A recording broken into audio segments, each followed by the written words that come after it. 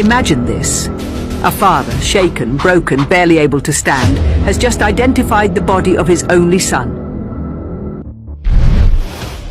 Overwhelmed, he collapses in tears at the Nairobi city mortuary. That moment should be sacred. A moment of mourning, of grief, of silence.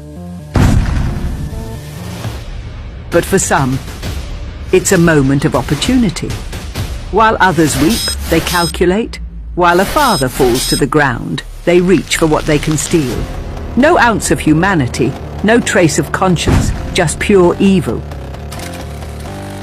This is the story of a grieving father, his only son, and a stolen identity.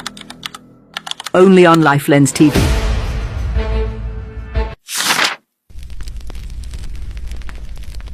June 7th, 2025.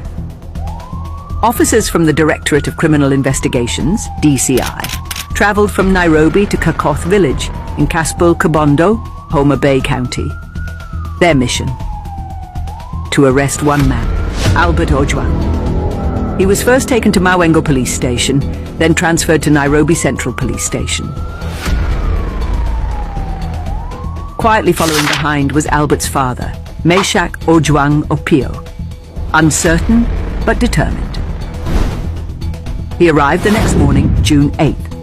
At 8 a.m., Meshach stepped into the Nairobi Central Police Station. He was told, "Your son is okay." But moments later, his world shattered. He was informed that Albert was dead. In disbelief and unbearable pain, Meshach walked to the Nairobi city mortuary. There, he found his son's body, cold and lifeless. Just the day before, they had shared lunch together. And now, a body, a name tag, a silence too loud to bear. Overcome with grief, Meshach collapsed inside the mortuary. Strangers rushed to help him as his cries echoed through the tiled corridors. But as the father fell, something else fell too. And it wasn't just tears. A few minutes later, he gathered himself and stepped outside to address the press. But mid-sentence, he paused. "I can't find my phone." The search began, especially around the area where he had collapsed. When dialed, the phone rang once, then fell silent. After about 30 minutes, it was found, lying near a bench within the mortuary compound. Meshach switched it back on. Then the calls began. The first was from a man named Charles, claiming he had been sent by Faustine Lukail, better known as Baba Talisha. Charles said Faustine wanted to meet Meshach in person. But Meshach, still in shock and drained, replied, "Say whatever it is on phone." Then came the proposal. They wanted to create a fundraising pay bill number using Meshach's identity. But there was a catch. They wanted access to the funds and 45% of all money raised. Meshach, confused and alarmed, told Charles he didn't understand what he was talking about. The conversation ended. At that moment, journalist and activist Hanifa Adan Farafi arrived and took Meshach to Chaka Place, an apartment complex along Kindaruma Road in Hurlingham. There, Hanifa, Meshach and family members created an official pay bill number, 4699944, registered under the name Albert Omondi Ojwang. The family were made joint signatories, but that was just the beginning. Later that same evening, another person arrived, Meshach Kiprono Biwot, widely known as Tumbili. He too requested to create a pay bill. But Meshach declined. "We've already created one." I want to request nchi kwa sisi tumtumie ile Mungu anapatia kwa neema yake. That night, comedian Eric Omondi and his team, Sisi Kwasisi, also arrived. They created a separate pay bill number 247247. By the next day, confusion exploded online. Which pay bill was genuine? Donors were unsure where to send their contributions. Why was everyone so eager to open a pay bill account? Was it grief or greed? Meanwhile, money started pouring into Meshach's personal MPESA number. It filled up quickly.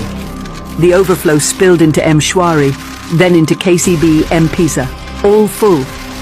If you did the math, it ran into millions, but as fast as the money came in, it vanished. The next morning, reports surfaced. Meshach's number was sending text messages to his saved contacts, asking them to send money to a new number, claiming the original one was full. In a panic, Meshach tried withdrawing funds to create space. But when he checked his account, MPESA, 0. Mshwari, 0. KCB, MPESA, 0. Everything was gone. Only the funds in the official pay bill remained untouched, because the fraudsters failed to access it. I want to request him to tutumie ile Mungu anapatia kwa namba yake. It was only the money sent to Meshach's personal MPESA that was wiped clean. Now, ladies and gentlemen, we return to that moment at the Nairobi City mortuary. The moment Meshach collapsed in grief. Do you remember what else fell that day? Because someone else remembers. They were watching. And they made their move. What happened at Nairobi City mortuary wasn't just tragic. It was calculated, cold, ruthless. You see, the theft of Meshach Ojwang'S phone wasn't just an act of opportunistic crime. It was a premeditated digital heist. The goal wasn't to sell the phone, it was to hijack Meshach's identity. Behind the scenes, elite fraudsters were already at work. They didn't perform a basic SIM swap. No, this was far more sophisticated. It was a rare and advanced technique called SIM splitting. In a normal SIM swap, the original SIM card loses signal. But in SIM splitting, both the original and the cloned SIM remain active, mirroring each other in real time. This is only possible through insider access to telecom infrastructure or high-level hacking expertise. That's exactly what they did to Meshach Ojwang. While Meshach was collapsing in grief as crowds gathered to lift him up, the criminals were lifting something else entirely. They pickpocketed his phone, and they stayed with it for 30 to 40 minutes, orchestrating evil schemes with it, while everyone else was desperately searching. Using the cloned SIM, they were able to intercept OTPs, one-time passwords, reset PINs, bypass two-factor authentication and access his M-PESA account, his Mshwari loan wallet, his KCB M-PESA account. Then they waited, like vultures circling a wounded animal, as Kenyans poured in their support, sending funds to help a grieving father. The scammers were watching. And once the MPESA daily limit was reached, they wiped out everything. Every shilling sent to Meshach's personal number was withdrawn within seconds, and he never saw it coming. His pain became their opportunity, his tears, their jackpot. Later, Meshach Ojwang went to Safaricom. What they discovered was chilling. There were 2 twin SIM cards active under his number, both operating simultaneously. They were mirroring each other. Safaricom acted quickly, blocked the cloned SIM, and restored control back to Meshach. But it was already too late. The damage had been done. But that wasn't the end. Has been sending messages soliciting for money. These fraudsters didn't just stop at Meshach Ojwang, no. They wanted to fully exploit Albert Ojwang's death and turn it into a jackpot. While others were mourning, to them, it was a Christmas party. When Albert Ojwang died, the Independent Policing Oversight Authority, IPOA, stepped in to investigate, following mounting public pressure. One of the key suspects arrested, The OCS. Samson Talam, the Officer Commanding Station, OCS, at Nairobi Central Police Station. His phone was confiscated and handed over to Share it openly now. IPOA for forensic analysis. But then, the same thing happened again. While Talam's phone was still in IPOA custody, fraudsters cloned it using the same SIM-splitting method. Suddenly, text messages started going out to people in Talam's contact list. One of the messages read, "Hi, I'm Samson Talam's lawyer. I am operating with the OCS's full permission. He is requesting and appealing to well-wishers to contribute whatever they can to this pay bill account."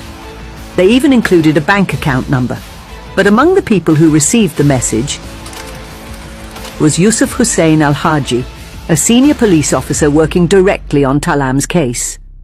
Alarmed, he forwarded it to lawyer Dunstan Omari, who immediately flagged it in court. And then came the burning questions. "Your Honor," Omari said, "for a SIM card to be cloned, the original SIM must first be physically accessed. The Independent Policing Oversight Authority claims the phone has never left their custody. So, how did the fraudsters get to it? Who tampered with evidence? Who is leaking phones from IPOA custody?" The court was stunned. Some people had already sent money. Beatrice Cherop Kemutai sent 8,500 Kenya shillings, and many others sent what they could. But the fraudsters, they drained it all.